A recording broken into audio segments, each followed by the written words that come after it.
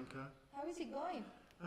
Well, you know, up and down. Nice place you have here. It's not actually my place, it's called Raven Row. I think it's owned by Ravens. And it's on Artillery, is it called Artillery Lane? I think so. Yes, very near Brick Lane, a short walk from Liverpool Street. In London?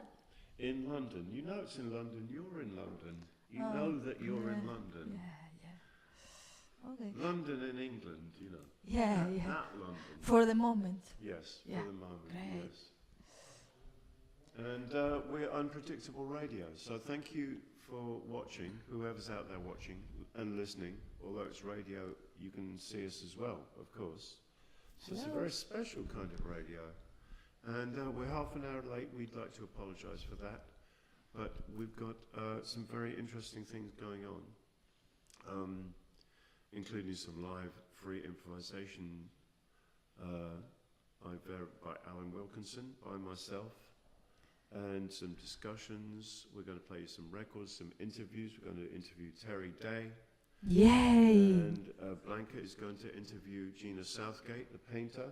You can see one of her paintings behind me, which was done just last night, wasn't it, Gina? Yes. I believe. Yes. Good. So Gina is there, but she will be here. Yes, she will. That's very true. Soon, and she's there too. Yeah. She's all over the place. Yay! And just to explain, Unpredictable Series is something. Is that you and me and Pierre, Bouvier, Patron? I believe it is. Yeah, and also various other people. the more the merrier. And we do shows, all sorts of shows. And we've got a delay on our little speaker now, which is super confusing me. So yes, let's lose the speaker. Yeah. Yes, we do shows at Cafe Otto, at Eclectic, at various places. We produce records. The latest record is called Duets with Blanca Regina, who is sitting next to me. Spontaneous music. You look at me very confused. No, I'm thinking, no, you produce it. And I produced it. Self-promotion, just 2 minutes of self-promotion. And no, well, I think we need to explain to people we have done things before. It's not like this is the first thing we've ever done. Like this is the first thing. Well, this is the first radio broadcast we've done in this context, in this way, yes. Yeah, it's more video broadcasting. So we have like on the controls, Pierre, Bouvier, Patron, and Allesandro, Vangi following up. And we want to send some apologies if some of our technical things don't work as we want, but I imagine most of the things are going to be unpredictable. I imagine they are. It's predictably unpredictable. Yeah, some people love to say that. Yes, they do love to say it, yes. Mm-hmm. Okay, so to our 3 followers online, thank you for being there. Douglas, we know you are there. We really want to thank you for being always supportive of all our works. Absolutely. What's the plan for today? Well, I think we should perhaps ask Alan Wilkinson to play some clarinet. I can see Alan, I can see a clarinet. Perhaps they could meet and create something. Is he going to play here on the little stage area, or maybe around, or? I don't know. Where would you like him, Pierre? So around here? Around here. Okay. Well, we'll get out of the way then. Yeah. Yes. So we'd like to present Alan Wilkinson. I didn't know I was going to come here and play on my own, but anyway, there you go. I'll sit down in the chair.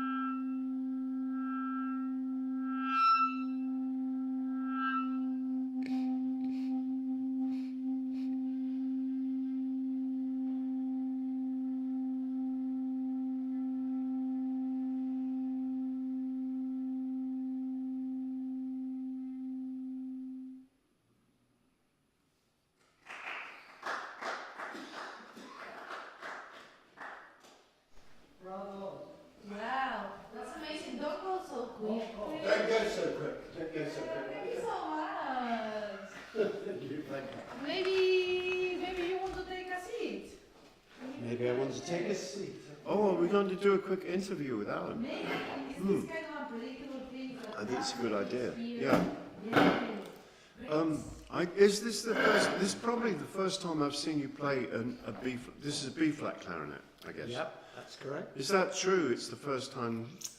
It's it's something that I don't bring out on gigs very often. That's right. Yeah. And it's something that I work on in private, and I really enjoy playing it. But I just thought it seemed probably the most appropriate instrument to bring down, because saxophones can be a bit loud, and in an environment like this it would be quite different if I was playing. I think it was a perfect choice. Yeah. You've been playing quite a lot of bass clarinet quite recently, Yeah. which I have seen, Yeah. which sounds amazing. How long have you been working on that? Well, clarinets, I don't know. I was talking about that I wanted to start playing clarinets, and Gina actually bought me one for Christmas, which was the first one, not this one. Well, that's a very nice Christmas present. Yeah, and Very and nice then indeed. I discovered that actually clarinets are completely different to saxophones. They require quite a lot of work, and they're completely different beast. And it's taken, I suppose, how long do you think I've been playing the clarinet, G? I can't remember. Probably about 6-7 years. And it's a work in progress. Did you start on alto saxophone? Was that your first Yeah. one?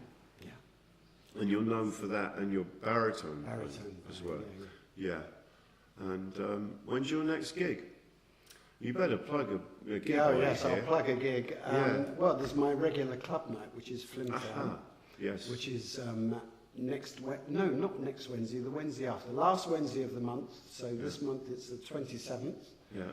of February, and it features, I'm playing with Benedict Taylor and Daniel Thompson, and we have Alex Ward playing a solo clarinet set. Oh, very nice. Yes. And we have Pascal Marzan and his microtonal guitar playing with Caroline Crabble. That sounds very interesting. Pascal recently moved to this country, didn't he? Yeah.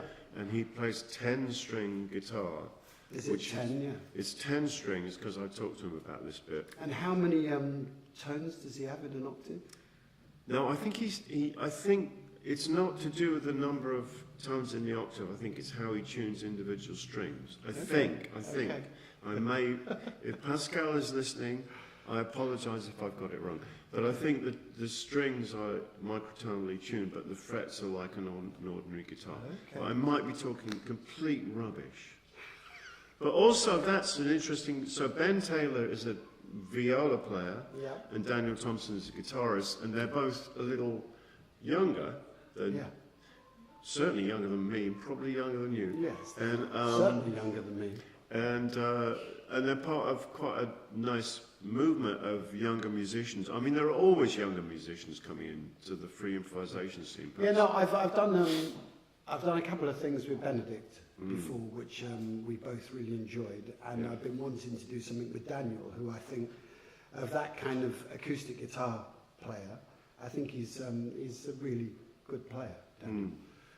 He obviously comes out of the kind of Derek Bailey sort of school, but he is an acoustic guitar player. It's actually an all acoustic night, which would be interesting as well. So it's the first time that I've actually played with Daniel Thompson. Good. And Ryan's Bar is absolutely opposite Stoke Newington Town Hall, isn't it? That's correct, yeah. On the number 73 bus Yeah, route. 181 Stoke Newington Church Street, N16 OUL. And what a lovely postcode that is. Shall we move?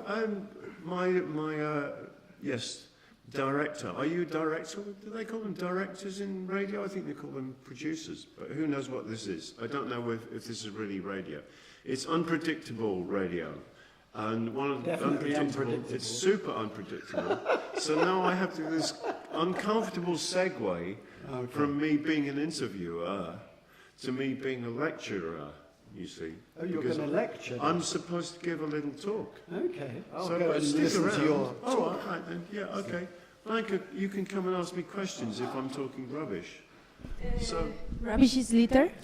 yeah, so this started out as quite a long talk. The problem, the idea rather was, it was a problem as well, but it was an idea, that I would give a lecture called Strategies in Instant Composition, which I think is a good title, but of course we're not going to do a long drawn-out thing. We could talk about strategies in instant composition until the cows come home, but what I'm going to do tonight is just talk very briefly about different ways of creating free improvisation using, I was going to say pre-structured things, but in fact I'd like to talk a little bit about improvised conducting. And this was, I've been given this book in the last year or so, Lawrence D. Butch Morris, The Art of Conduction, a conduction workbook. And I worked with Lawrence D. Butch Morris.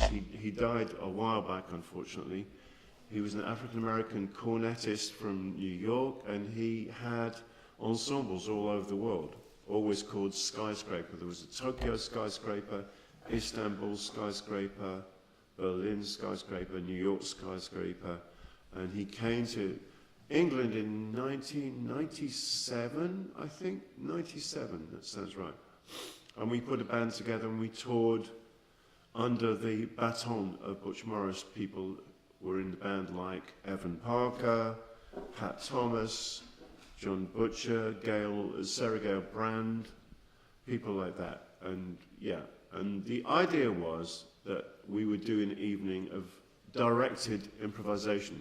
So we mainly used, is this all clear so far? You look slightly confused, Blanca. Yeah, I'm wondering What if. are you confused about? No, I'm just listening. Oh, okay, you're just listening, okay. So the idea was we'd do a series of conducted improvisations, directed improvisations, with an ensemble that was mainly improvisers, a few people more from the jazz field, a few from the classical music field, but mainly from the free improvisation world, which has in London now grown massively to something completely extraordinary. But it was pretty big in those days. And the idea is that a conductor uses this conduction technique, and it changes all the time. I've been doing this with, well, Terry's been in the London Improvisers Orchestra. What Terry? Terry Day. Oh, is he here? And he's here, and he'll be playing later. He'll be, won't he? No, he won't be playing. He'll be interviewed later. I'll be playing later. But who knows? It's unpredictable. Terry hasn't brought anything to play, have you, Terry? So, now, all right, Terry will just be interviewed by me. No, okay. But anyway, the London Improvisers Orchestra has existed for 20 years, and it came out of the Lawrence D. Butch Morris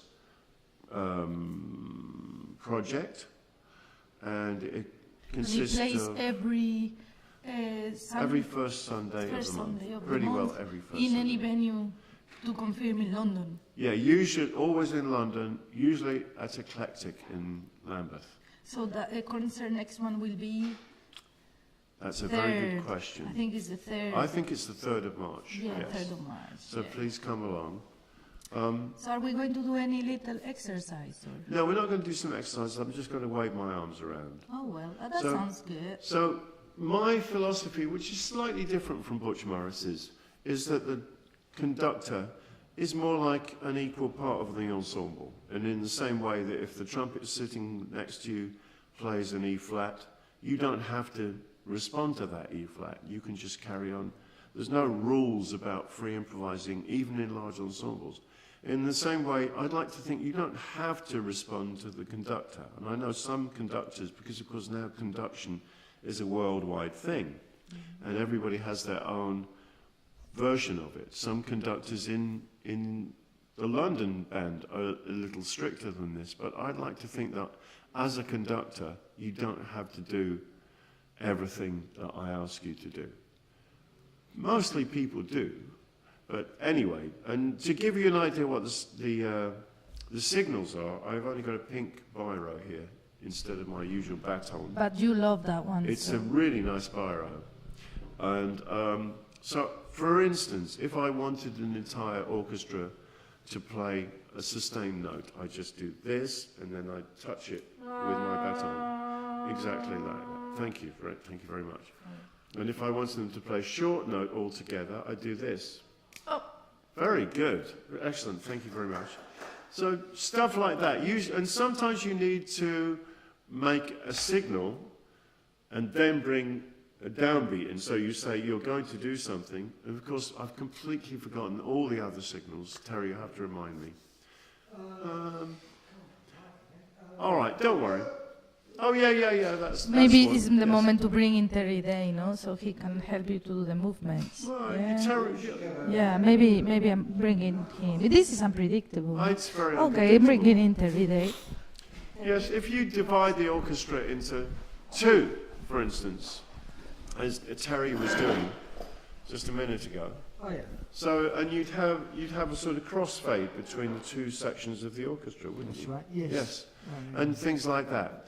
And silent, it's quiet. yeah, You've got make different something ones, haven't quieter. you? Yeah, carry on. Loop, That means no. That Oh, doesn't mean loop. That continue. means carry on. carry on. Some of those signals are Yeah. just everyday things. That's right. So there's Butch Morris's technique, and then now I'm going to move on to John Stevens very quickly, All right. who you knew very well, and I knew Yes. a little bit. And this book, which I can totally recommend to all free improvisers, John Stevens' Search and Reflect, a music workshop handbook, which was out of print for decades, and finally was reprinted by Rock School, who produced those books of kind of how to play like Eric Clapton kind of things. And people can pass exams to see how well they sound like Eric Clapton. And John Stevens used to do workshops every Saturday morning in Ealing, I think. And people like David Toop and Paul Burwell would go every Saturday morning and do them. And he was a huge influence. He was a great bebop drummer, but he was an amazing improvising drummer. He was a band leader. He had a group called the Spontaneous Music Ensemble for many, many years, as you know. You worked with him sometimes. Yeah, I was Yeah. up at the, because he had a little theatre club, Yes. so I played there with Georgie Khan. Yeah. The great saxophone Yeah. player. And the little theatre club was up many, many flights of steps. That's right. I remember you had a bass drum. You had 3 bass drums. 3 bass drums. So schlepping 3 bass drums Up 5 flights of stairs. Yeah. Heaven on earth. Very yeah. narrow stairs. If They were someone was narrow, coming down weren't the they? other way, then you Yeah. had to stop and negotiate. It was good. Yeah. It was off St Martin's Lane? It was, I think, yeah. yeah. And they do, for instance, one of the pieces which figures in this, I think, is called Together Untogether. Ah, right. Yes. And this was a piece that they played when the Spontaneous Music Ensemble, it changed personnel a lot. And at one point it was just Trevor Watts on soprano saxophone That's right. and John Stevens on this tiny, almost like a toy drum kit. That's right. The rule with Together Untogether, because they did have rules, They did. the rule was the moment you played at the same time as the other person, it was over. Yes. So I saw a performance that consisted of them both with their eyes closed and a very long silence, and then they played, still with their eyes closed, they played exactly the same moment. And Trevor Watts said a rude word, because that meant that the piece was over already. I see. So the piece lasted a second. Oh, right. Well, the silence. Well, would you count the silence as a piece? I suppose you would, wouldn't you, these days? Mark Yes. Westall would. John Cage, yeah.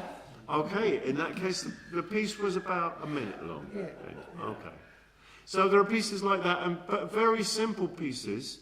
The sustain piece, where you have an ensemble in a circle, and you just play on your out breath. If you're playing a short, like a snare drum or something, you play a roll. You play something that lasts the length of an out breath.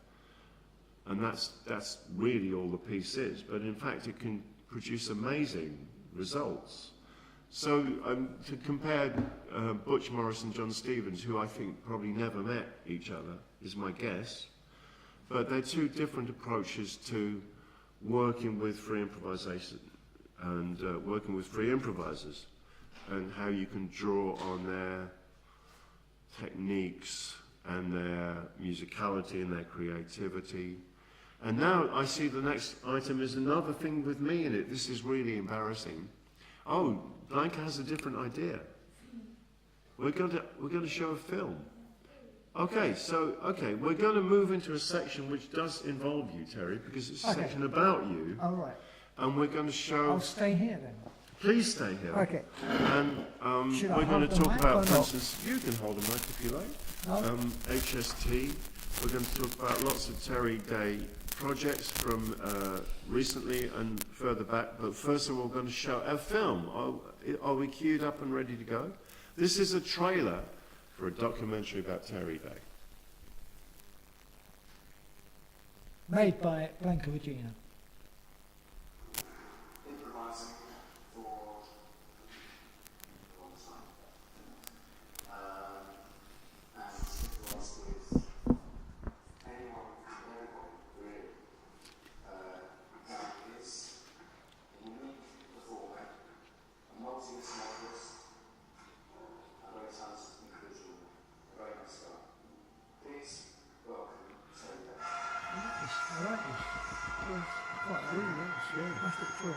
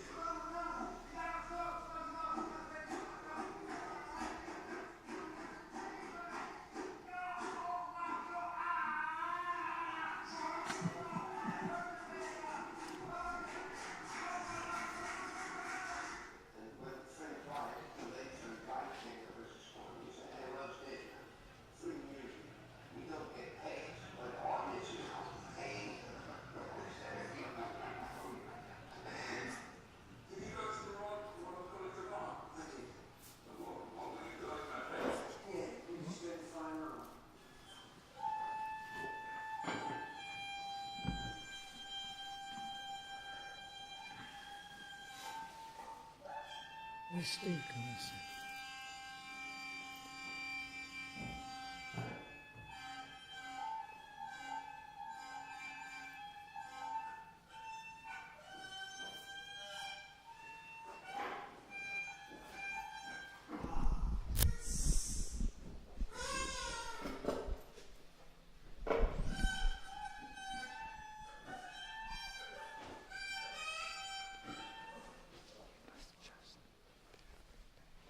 Wow, Terry, how many things do you play? How many things do I play? Yeah. You mean how many things I did play? And do play, no? Oh, I now only play the drums and the bamboo reed pipes and a bit of piano. Oh, who's this voice in the background at the beginning of the film? Is it Mike Figgis? I don't know. Yeah, it's Mike Figgis. Yes. What were you playing when you are playing soon with Mike Figgis in Cafe Otto? Yes. And With- what will you play?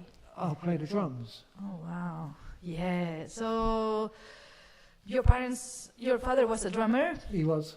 and your brother was a drummer, He was. and then you wanted to play alto, but you ended up playing drums. I did. Yeah, I wanted to play alto when I was 9, And then I had piano lessons when I was 11. Then I went to boarding school, so the piano lessons got curtailed.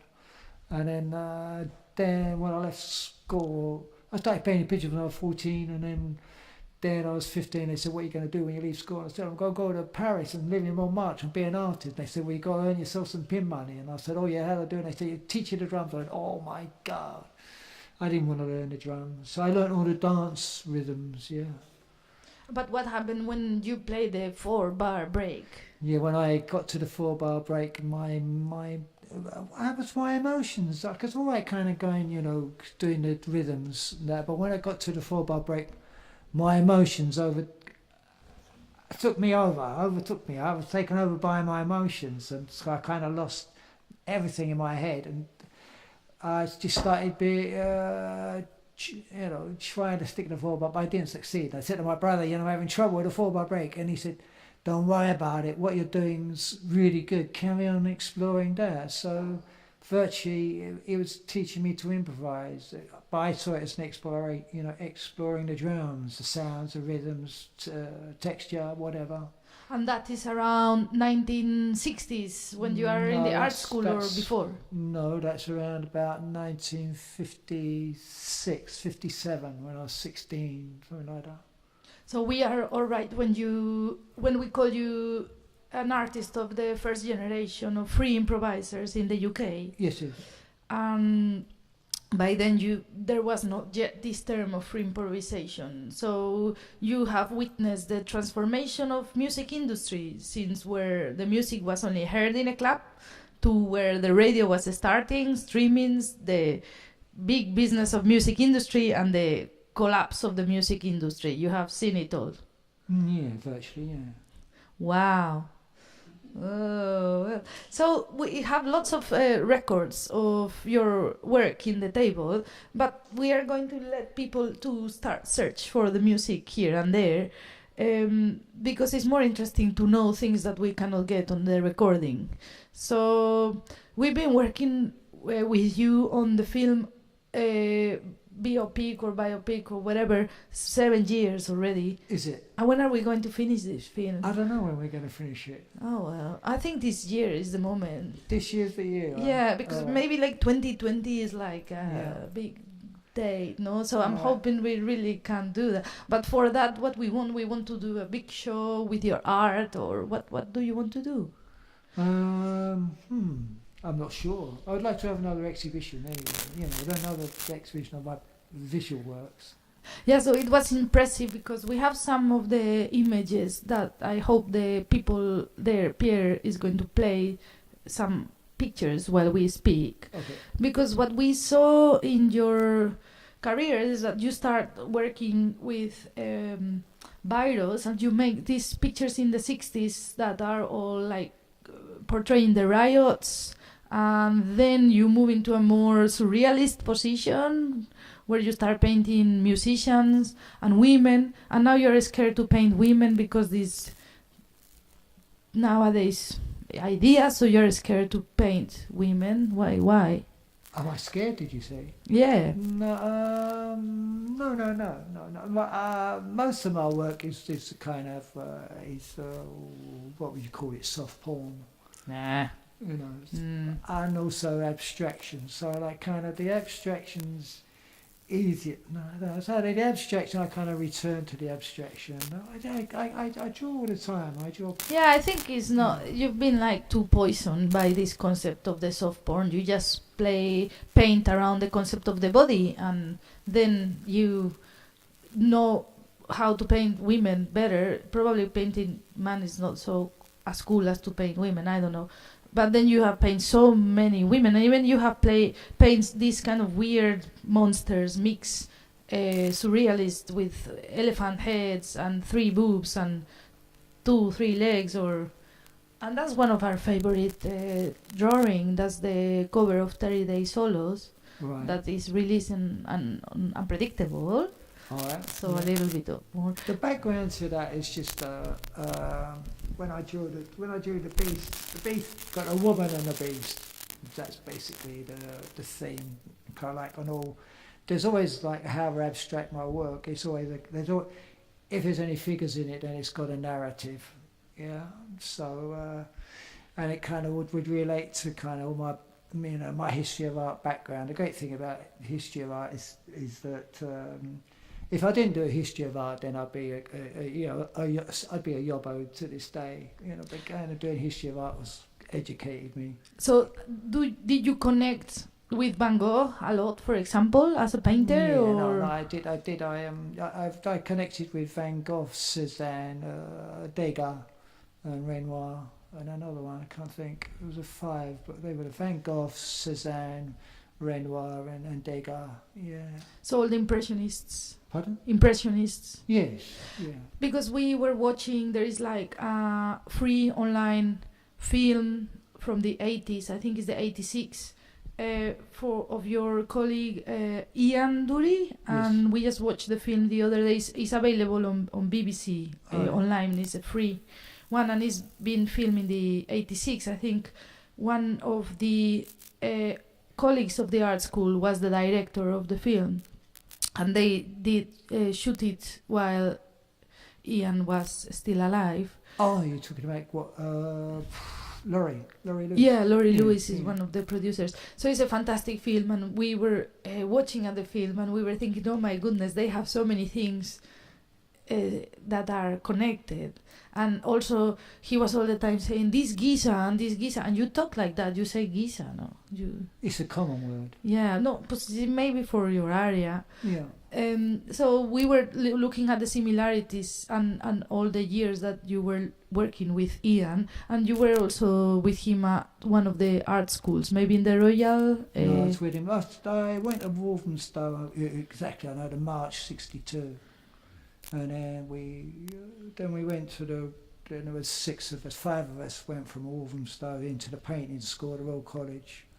And then we lived in Elgin Avenue.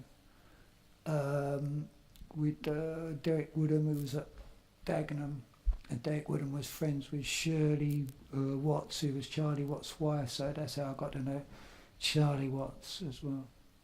So who are you going to play next in these concerts? Is it going to be... What concert? In the one in Café Otto. What, with Mike Figgis? Yeah. That's with George Kahn and Charlie Hart. George on alto and tenor or whatever it is. And flute, and Charlie Hart on bass, me on drums, Mike Figgis on guitar and trumpet, flugelhorn.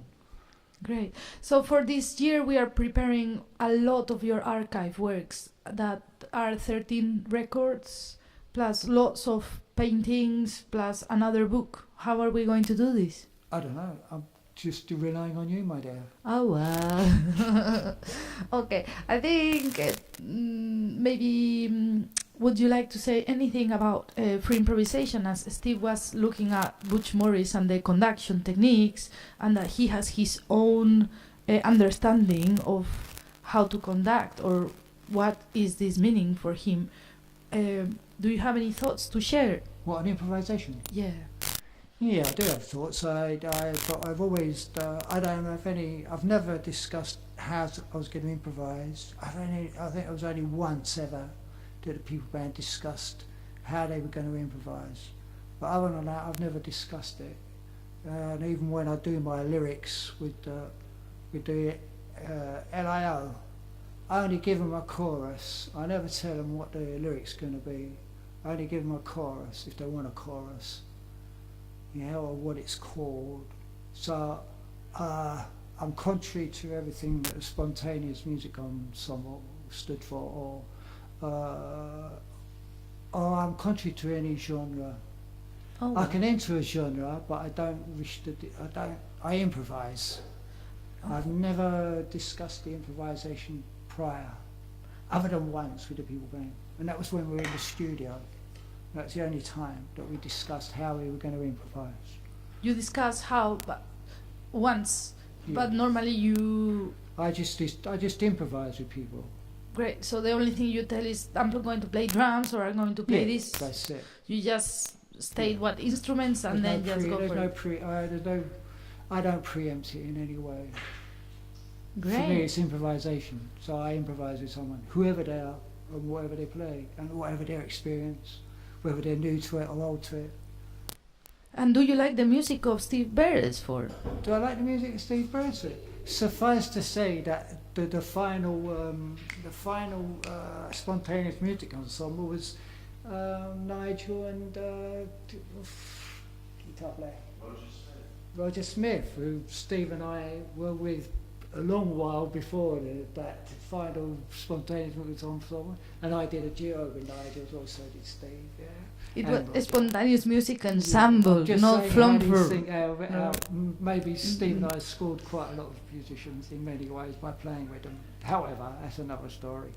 Shall we listen to him a little Yes, bit? let's go. Oh well. So Thank you. yeah, it's fine. We'll stay here while the cameras move. We just can keep on in our table. We're comfortable. Okay. So we are going to listen Steve Beresford playing live, and I'm just going to move on slightly the microphone. So we are going to listen to him slightly. We're just moving into a new set.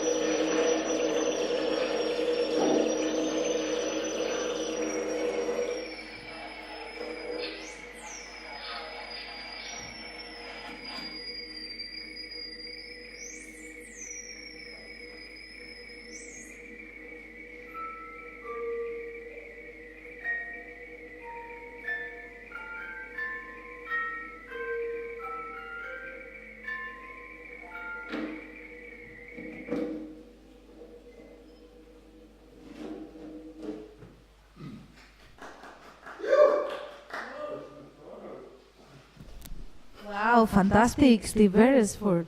Okay, so slowly. Well done, Steve. Well done, Terry. Thank you, Terry Day. Thank you. Come. Let's give a kiss for the humanity. You know? Thank you for watching us. Oh, thank you. Thank you very much. Yeah, you can follow the Terry Day news in terryday.co.uk. What is that, my website? Yeah, I think so. It is, yeah, that's right, yeah, terryday.co.uk, that's it. Okay, next thing that you're going to do, are you playing with the London Improvisers Orchestra? Oh, hopefully, yes, I will. I'll try and get to the next one. Maybe we are out of focus, it doesn't matter. Oh, it doesn't matter. Okay, thank I you. like to be out of focus. Great, so who's next? Oh, wow. Who is it? Do you see Gina? her? Yeah. All right. Oh, wow. Let's bring her in. Have a Let's touch bring of her in. it. Let's bring her in. Come on. Yeah. So, yeah. But well done, Steve. That was No, good. please, it was my pleasure. Have a nice interview. Yeah, Regina Southgate. Great. Where am So, I going? yeah, here in the picture. Yeah. Here in the picture. Oh, well. Wow. So, thank you for coming, Gina. I know it's been mega stressful to drive over Zone 1 in London. We are in the heart of Liverpool Street. This is impossible to access via car. Yeah. And you brought these magnific paintings that we've been watching, that they are actually our stage for this first radio program, our stage designed by Gina Southgate. And tell us a little bit about these paintings, and we're going to introduce to all our friends that are watching the streaming and the future viewers your work and who are you and why we love you so much. So we are here with Gina Southgate, and she's one of the unique artists that comes to all these concerts, also jazz music, and paints musicians live. So I remember I saw the concerts all in dark, and there is a spotlight just for your easel and your canvas, and you're doing this painting. So maybe you can tell us more about it. So I quite like to work in the dark, and I quite like to not be too lit. I quite like the surprise of what comes out in the daylight. The colours are usually more vibrant than I see them when I paint them. What shall I say about it? So I paint live at gigs. I've painted live at gigs for 30 years, and I started off as a silversmith metalworker. My degree at Camberwell Art School was in silversmithing and metalwork, which if anyone knows, if anyone's made anything metal, it's a really, really slow process. So what I do now is a complete backlash to that. It's like an instantaneous, live, in the moment response to the music that's playing in front of me. And I guess I started out as a metalworker by drawing instruments. I went to lots of jazz gigs and I loved the way that the instruments looked, so I started to draw the form of the instrument and then translate that into my metalwork.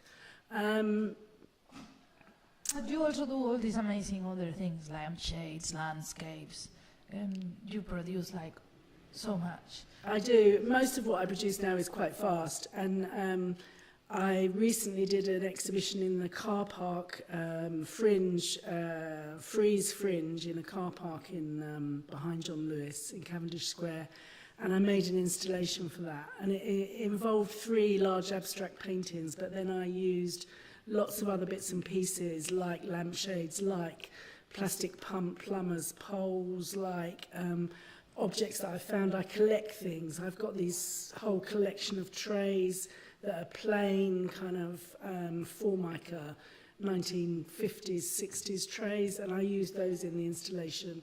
So I like a thing, I like an object. I like to put an object together with another object. And I think that I'm going more into that. I've been doing a bit of work with this curator, Vangi, who curated the Freeze car park exhibition, and I've just made some miniatures, and the next thing I'm going to do is a miniature that's going to go to the Venice Biennale, to the Fringe Venice Biennale, which is really exciting. So these are like in this instance, it's the exhibition that comes first, and then that just kind of triggers the idea, and then I can make something specific. So it's like site-specific pieces for various exhibitions. But these canvas that you just brought to the set today, I think they are like 2 meters wide by how long? Almost 2 meters. They're 5 foot by 2'6" in old measurements. And canvas is still sold in this country in old measurements, which is interesting, and framing.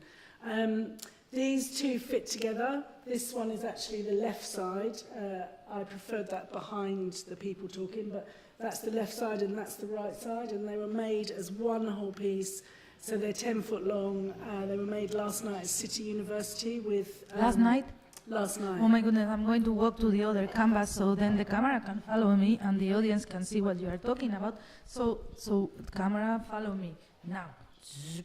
So there are 26 music students on these canvases, and they're playing lots of, there was a lot of electronics, there were few guitars, couple of big drums, couple of snare drums.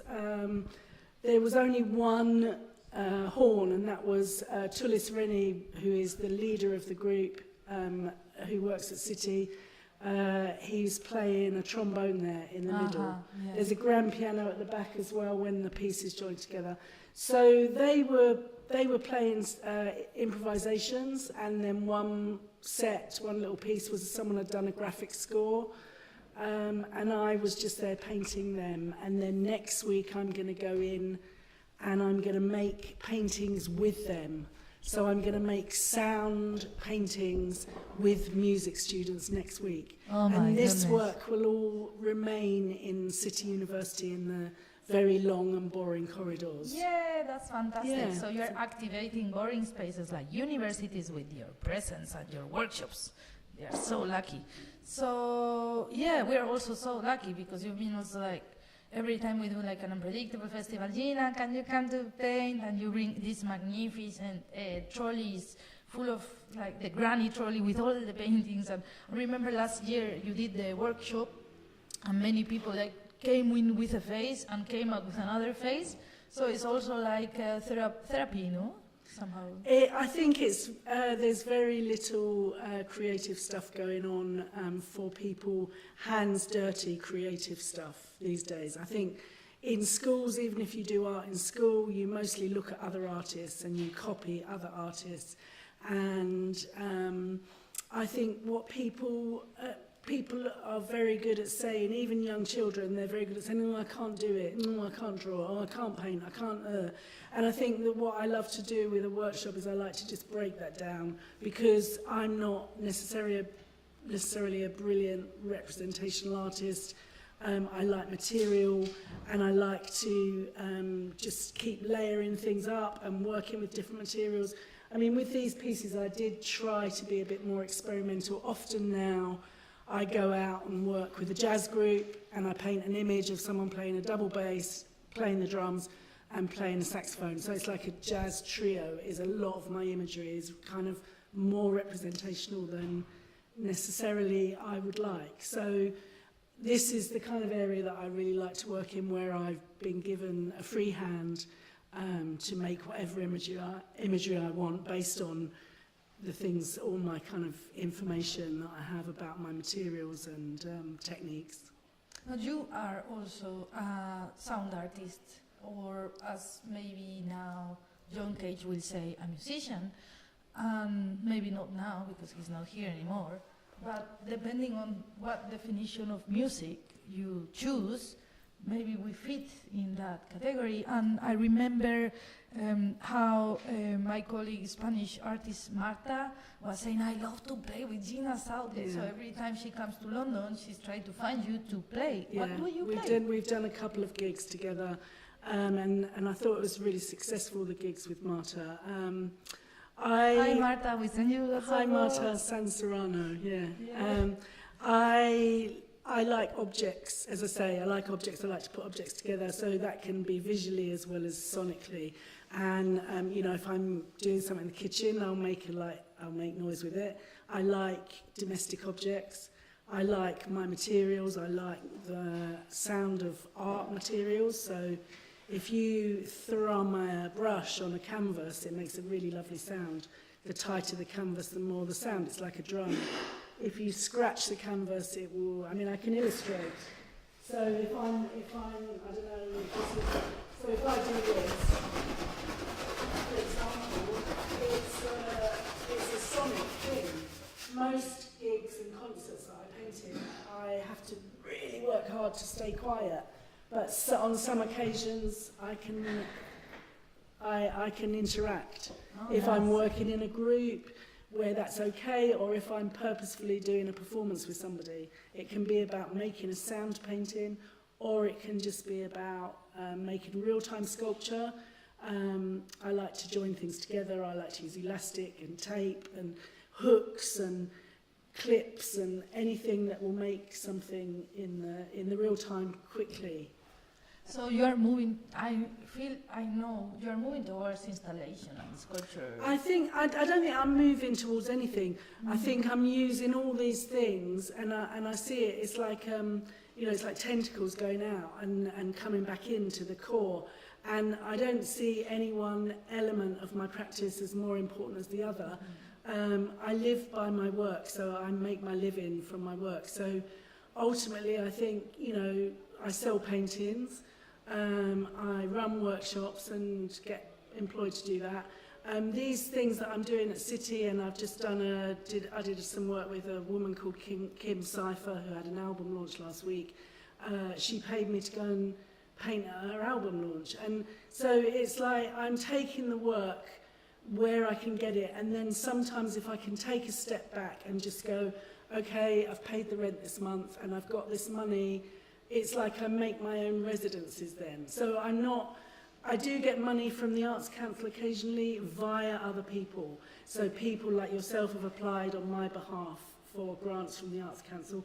Local regional jazz organisations have done the same. So I can get paid to go and do a residency, which is fabulous.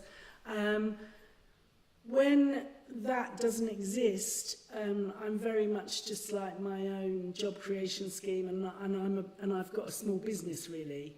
I'm a small business artist. So there's often I moan because I'm like, oh, the admin and this, and I've got to sell this and I've got to do that. But if there's been a bit of money, if there's been a painting sold, then I can stop and think, okay, well, I can just like go to my studio this week and do whatever I like, And then I have to decide what I invest the money in. Wow, I'm like, oh, where can we get your work? Maybe just going to your website and connecting you? You can come to my studio, which is in Stoke Newington, and by appointment, and you can find me on Facebook or on Instagram. You can also find me at my website, which is artistginasouthgate.weebly.com. But if you just Google me, I come up and you can get in touch with me. You can come and see me personally, or there are various things that you have everything, Instagram, Facebook. I do, but it's like I'm such a Luddite that it takes up all my life to just try and get little things out there, whereas other people are just zzz and bomb. Like Blanca is I think I'm getting worse by the time, considering it's just so complicated. We lose so much time. Yeah, I'd just like to say that Blanca and Unpredictable and Steve and Pierre, I've really enjoyed over the last few years working with them, because they bring me into an area that reminds me that I'm an improviser and not just a painter of other people's work. And that's what I really like. I like to know and keep being reminded that I have a practice that is related to, but it's not, I don't just go out and paint what other people do. So it's kind of good to keep all those things going, to keep me being an artist rather than just a jobbing painter. Yeah. So how will you, or what is the core of improvisation for you? Terry told us a little bit, Steve told us a little bit on connection. So what will be if you have to define improvisation, how will you do it? So I define improvisation. I mean, there's the kit that you take out. So to go to paint at a gig, I have to take a kit out, and that has to be kind of right. But if I'm going to improvise at a gig, I can take anything out. So it's about the kit you choose. It's about you knowing what to do with it. And it's about knowing when to do what you do with it. And knowing, so it's like, you go out, you have an idea, you think, oh yeah, I know this packing tape does that, and makes a noise. I know this ladder is like a lovely drum. I know that, you know, there's all these things. I know these scissors will make a noise when I do that. I know there's just, you know, things. There are things, and depending on how much experience you have of those things, you know how much you can get out of them. And then there's the room that you're in that has a sound, or doesn't have a sound but has the makings of sound. And then there's the people that you're working with. So it's like up to you whether you start, whether you wait for them to start, whether you respond to them, whether you push them into responding to you. It's about knowing what and when to do something. And that can be in any material. Yeah, it's very valuable. Thank you, Gina. That's like, I'm like, wow. So what about we improvise a little bit for closing the program? We have Alan, we have Steve, and I am here to, there is Terry Day. I'm sure if I give him a balloon, he will improvise. And maybe he's the master of the balloon, and maybe you too if you get anything. Yeah, I don't have anything with me. I just purposefully didn't bring anything with me. That's good. We let you be. So what's the next place where we can watch you working? Like this big festival. There is like a big festival. Oh yeah, tomorrow, but it's sold out. Wow. I'm painting, I think about 9 acts on the main stage in Walthamstow Congress Hall, is it? I'm not entirely sure. But some great improvisers will be there. There's John Russell, Evan Parker on, Steve Noble, Thurston Moore. They're my team, really. And then you've got people later on like Ginger Baker and Tony Allen is the headline act, which I think is not why it's sold out. But then there's a small stage. So there's a lot going on. There's about 18 things over the course of the day. And you are there like 18 hours. Oh my God. I'll be doing like 9 large-scale paintings, probably. I don't know the next. I'm at City University next week. I just want to say that the City University Experimental Ensemble are doing a free concert at Eclectic on the 28th of March. And you can just go, but you need to get a ticket. And it would be really nice. I'll probably put the paintings there. It'd be really nice for people to support that. I've got an exhibition coming up in May in a gallery in the city, but with a group show, abstract work, completely abstract work. And I've got a miniature in Cumberland in a group show. The same group of people that are going to the Venice Biennale. So I've got lots of things, and there's probably more, and I can't think of them right now. But yeah, and there's always more in the making. I'd just like to say a little thing about the start of doing some live improv work, which was probably around the time that my first child was born. I've got 2 sons, with Alan Wilkinson, the clarinet player, and Alan and I used to do performances together, often at the Red Rose, at the Mopamozo, or Alan used to run a club called the Demolition Club, and it was born out of this feeling of not being able to be quiet anymore. And then I started to do quite a lot of performance around that time, and I stopped painting so much. And I did a tour with a group called Metaphor, which was Maggie Nichols, Mark Saunders and John Russell, that I got the Arts Council Improvised Music Touring Grant for, and we went around and did lots of great gigs. And then I did a group with WITS, which was Women's Improvising Trio, and Sylvia. And it was me, Ashley Marsh, Viv Corringham, and Sophia Licouris, who is a dancer who seems to have disappeared off the planet. And last year, one of our gigs was put out live by Clive Graham on Paradigm Records. And last year, this Brazilian film company got in touch with Clive and asked if they could use this track of us live at Deptford Art House, which to me is just hysterical because it's 20 years ago. It was like this one-off odd gig, and then now it's being used in this documentary in Brazil. So it's just a kind of little. What's the name of the documentary? Circle. You not remember? No, I've got it written down in my book over there, but I don't remember. Yeah, so we'll put a note later on our website of the program of today with the links of everybody that participated and that extra information.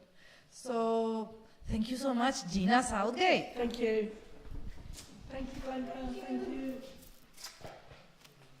Okay, so we are closing with a bit of improvisation with whoever joins this space. Maybe it's the Beresford, maybe we are moving into a closure. Doop.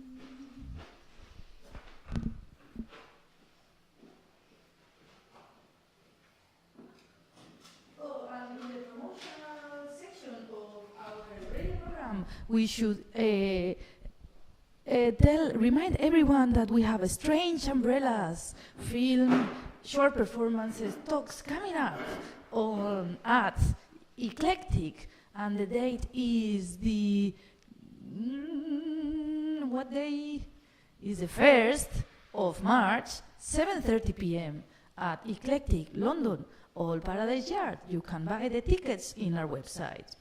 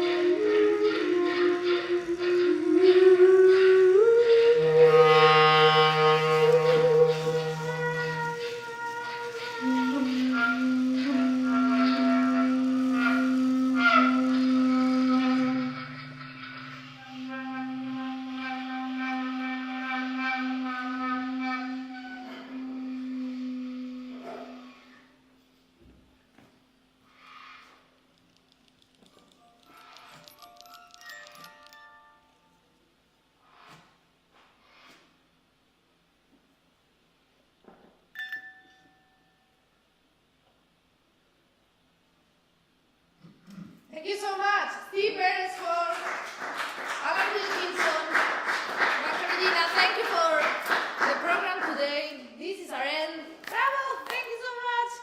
See you in the next one. Pierre, Bouvier on the control, Allesandro Vangi on the control, our fantastic guests, Gina Southgate and Terry.